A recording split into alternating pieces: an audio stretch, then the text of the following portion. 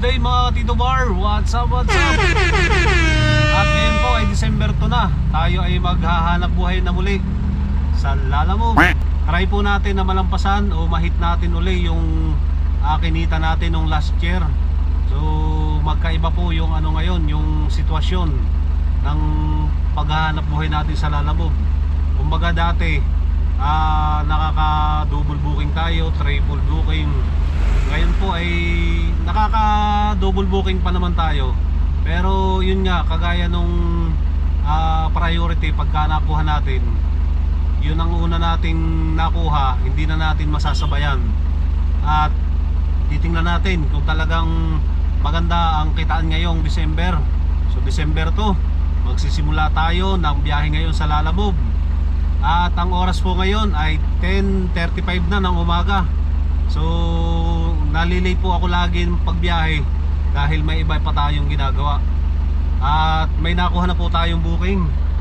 So nandito na po ako sa pick up at may nagsasakay pa doon sa loob. So ito pong booking na to ay halagang how much? 481. So kaya naman kinuha ko itong booking na to dahil may papadala kong bagahe sa Pasay. So ang punta nito sa may Makati, malapit na lang din to sa Pasay. Kaya ito yung una nating pinick up. Para mahirap kasi pagka naka-pick up tayo ng malayo tapos dala-dala ko yung box. So nandito na tayo sa pick up at ito lalabas na yung isang pumick up siguro yun. So mga sapatos, mga safety shoes siguro yung ating pipick upin dito. Ayan po, naisakay na natin yung mga sapatos at dadalhin na natin to sa Makati. Wala nang patumpik-tumpik pa. Deliver na natin, let's go!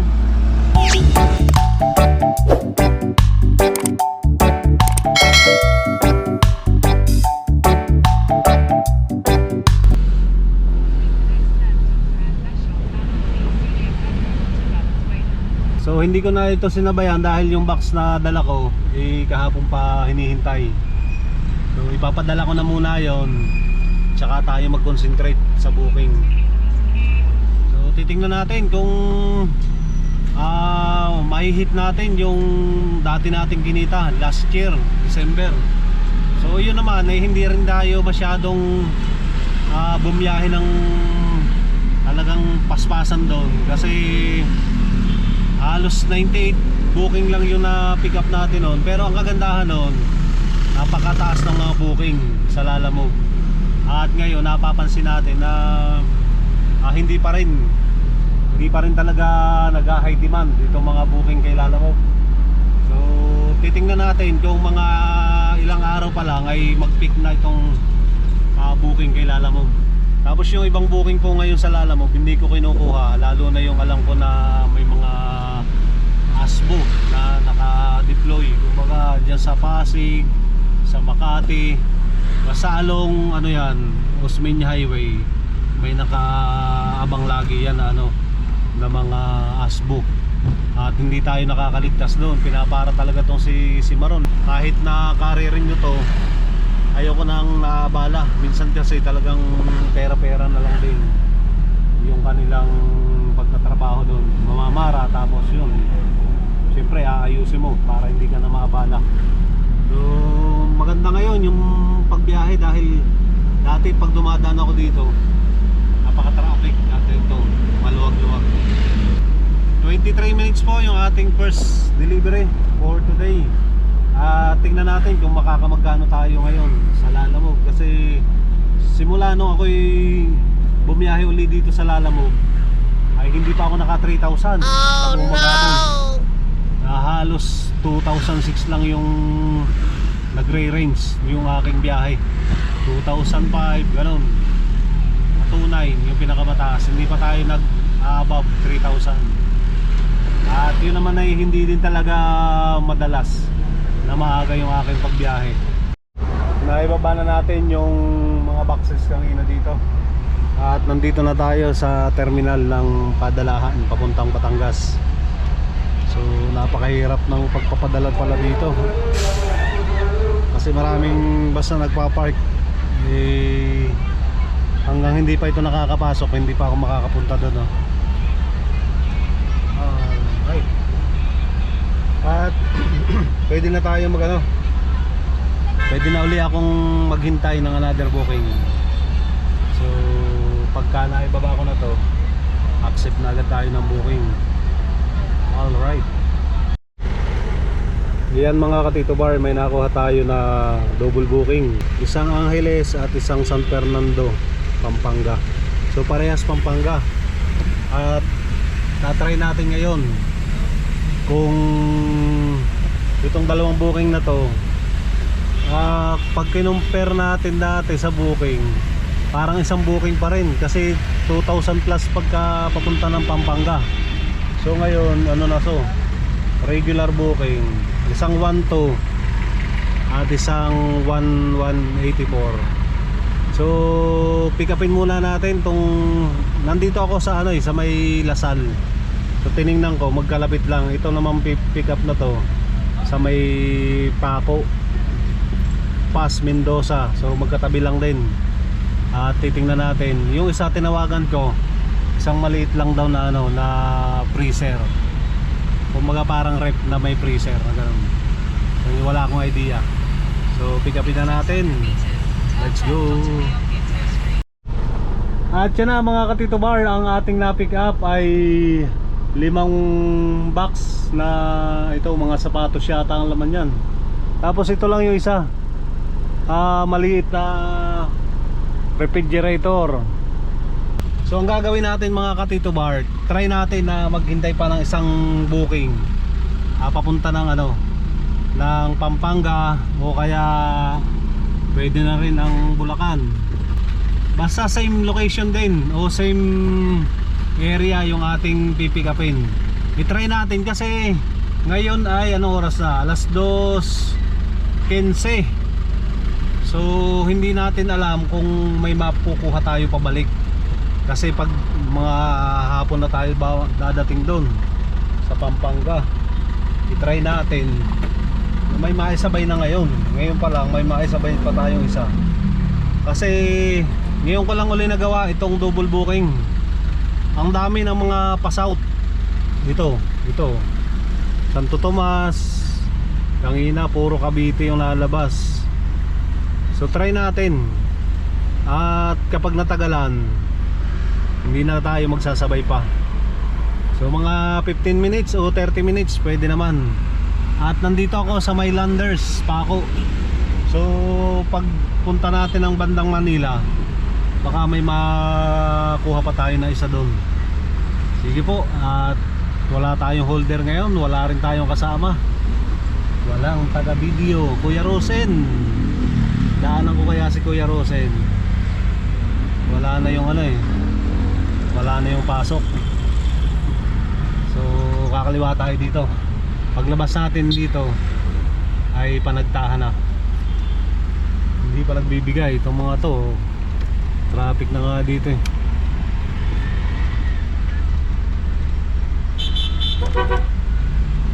Alright, bigyan tayo ni Kuya. Sige po, i-update ko kayo pagka masasabayan pa natin. At mukhang maganda-ganda ngayon yung ating pagbiyahe. Update ko lang kayo mga Katito Bar. Kanina pa ako naghintay dito sa may dapitan. So ngayon ko lang nalaman dito kay Lalamove, kahit ganito kaluwag yung ating sasakyan. So nagtatry akong mag-add pa ng another booking papunta ng Pampanga. Sayang, ang dami na, may Lubao, merong San Fernando Kangina. Pag kiniklik ko, pagka halimbawa ito, gaganunin ko. Pagka i-click ko to, hindi ko baka maklik bigla. Kangina kiniklik ko na ganon, ini-slide ko, join lang nakalagay. Ibig sabihin hindi na tayo pwedeng mag-accept ng another booking. Hindi kagaya talaga dati na nakakapagsabay tayo kahit 4 na booking, lalo na yung ganito kaluwag. So sayang. So ang daming nabago. Ngayon lang kasi ako nag-try ng long distance. Nasabi ko pagka ganto yung mga pangarga, alam naman natin na kayang-kaya pa. Ay hindi na talaga tayo maka-accept. Try natin ha. Try natin na maaktuhan. Orani, tingnan mo. Orani. Orani, kaso recto yung ay Marilao. So pagka ganito magkakalayo yung hindi ko yan kinukuha. Kung wala sana akong booking na booking na kasabay pa, kasi iikot ka pa ng Marilao tapos Orani, Bataan. So 2741 sayang. Ayan. At kumain muna ako doon ng lugaw kasi hindi pa tayo nagtanghalian. Tingnan natin. Yung itatry natin, yung talagang pwede pag pumasok, kukunin ko. Mahirap itry na papasok tapos hindi ko naman makukuha at malayo. Maraming booking ngayon pahapon. Sayang nga, ang lalaki po ng booking kanina kasi may mga additional. Ito kasing dalawang to, yung isa 300, ilan ba to? Ito 300 kg lang, yung una kong na-book. At nag-message na, "Sir, mga what time?" Kaalis ng Manila. Nakikita kasi ng customer na naka-stay pa tayo dito sa Manila. So yun po ang update natin. So itong dalawang long distance natin, hindi na natin masabayan. Sayang. Kung walang binago ng kagaya dati, kanina ko pa ito sana nasabayan. Okay, deliver na natin. Bumuhos na naman ng malakas na ulan. Dito na tayo sa Inlex. At ito ang problema. Napakalakas ang ulan, hindi magkakitaan Pangina super init sa Manila. Pagdating dito sa Inlex, lakas ang ulan.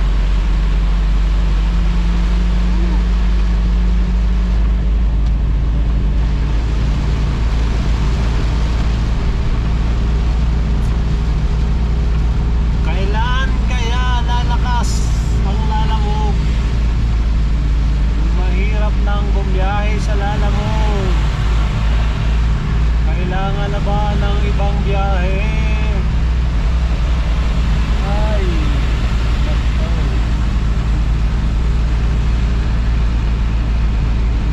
Logi sa lalamog pag long distance. Tapos walang magandang biyaheng sabay. Naku.